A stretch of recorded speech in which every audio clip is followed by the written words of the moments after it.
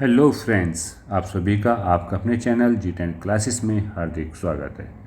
यह चैनल आप सबके लिए, विशेषकर यूपी बोर्ड के छात्रों के लिए बहुत लाभदायक होने वाला है, क्योंकि इसमें सामाजिक विज्ञान के लगभग सभी विषयों पर चर्चा की जाएगी और आपको परीक्षा से संबंधित सभी प्रश्नों को अच्छी तरह समझाया जाएगा, जिससे आप परीक्षा में अच्छे अंकों से उत्तीर्ण होने में सफल होंगे।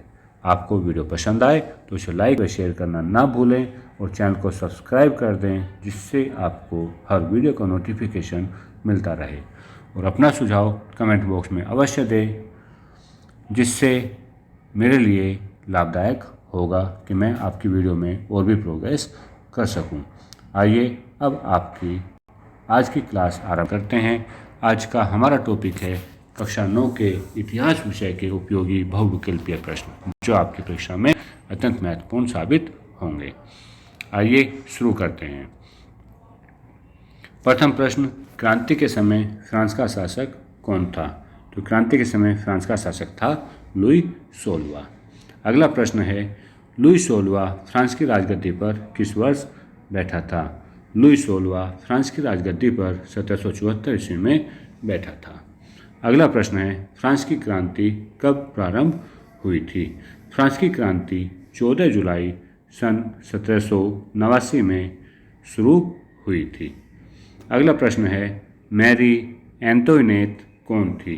मैरी एंटोइनेट लुई 16वां की पत्नी थी। अगला प्रश्न है, फ्रांस में क्रांति का तत्कालिक कारण क्या था?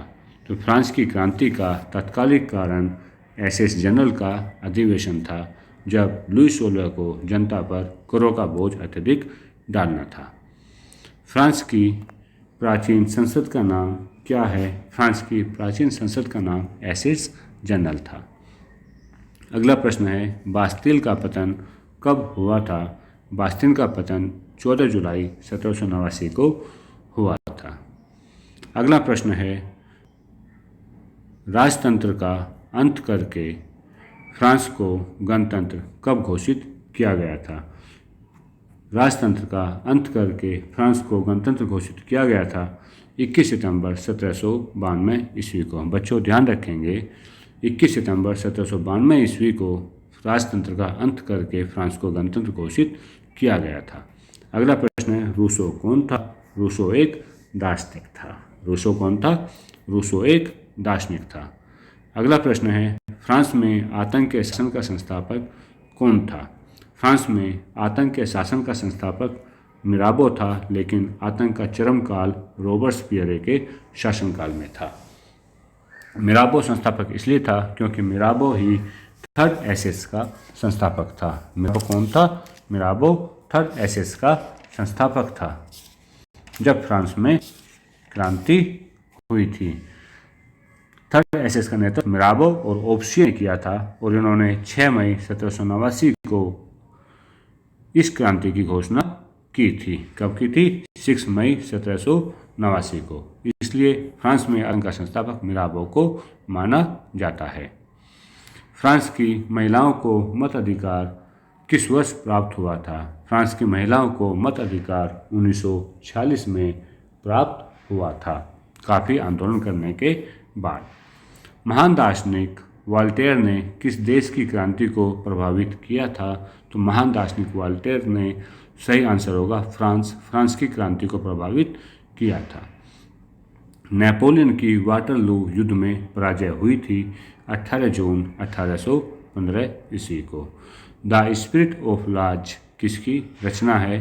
तो यह रचना है मॉन्टेस्क्यू की। किसकी रचना है? मॉन्टेस्क्यू की रचना है। अगला प्रश्न है, रूस में खूनी रविवार की घटना कब हुई थी? तो रूस में खूनी रविवार की घटना 1905 ईस्वी में हुई थी। कब हुई थी? 1905 ईस्वी में हुई थी।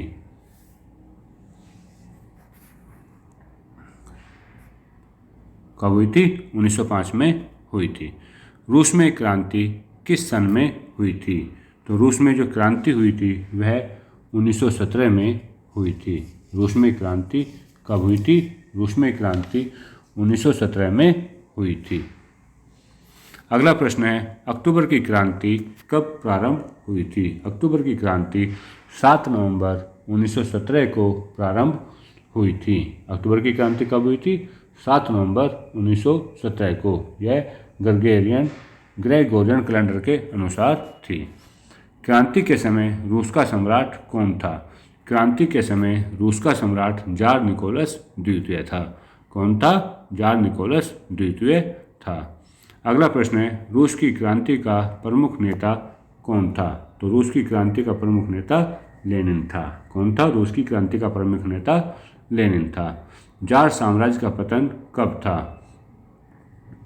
जार साम्राज्य का पतन 15 मार्च 1917 को हुआ था, जब जार निकोलस द्वितीय ने त्यागपत्र दे दिया था। समाजवाद का जनक कौन था? समाजवाद का जनक कार्ल मार्क्स को कहा जाता है। निम्नलिखित में से रूसी क्रांति से संबंधित कौन व्यक्ति था? तो वह लेनिन थे। कौन था? लेनिन थे।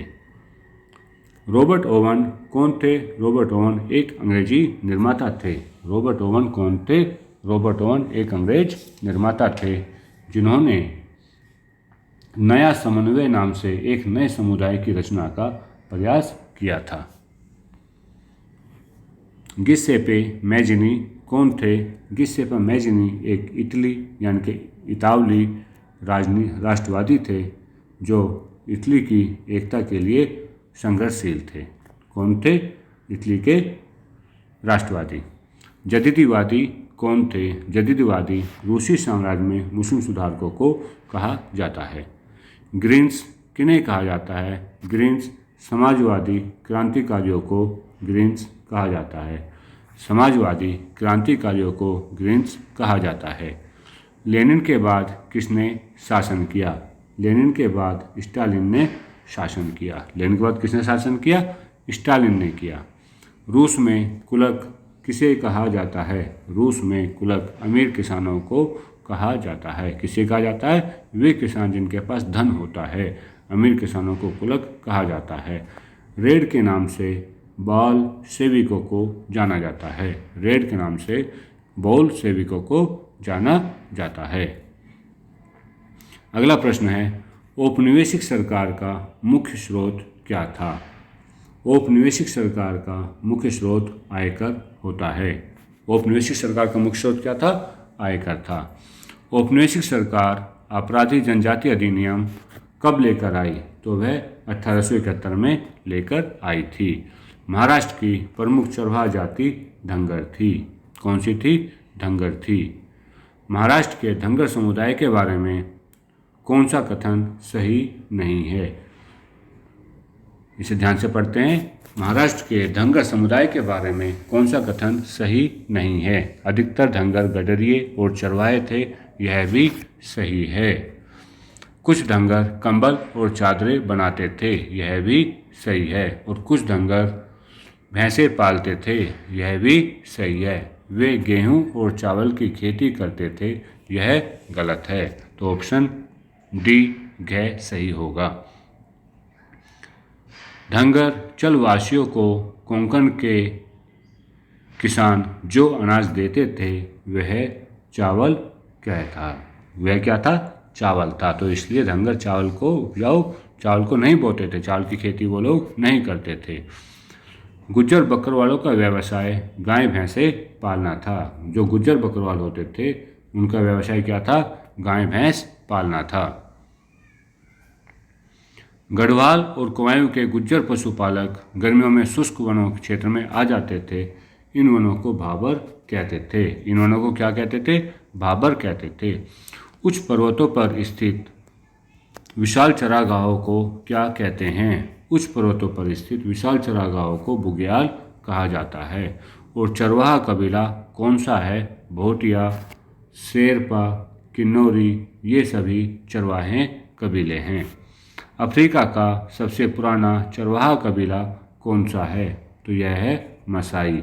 मसाई अफ्रीका का सबसे पुराना चरवाहा कबीला है। सेरेंगेटी पार्क कहाँ है? यह पार्क तंजानिया में है। और अफ्रीका का कबीला कौन सा है? बारबेर्स, सोमाली, तुर्कान, ये सभी अफ्रीका के प्रमुख कबीले हैं।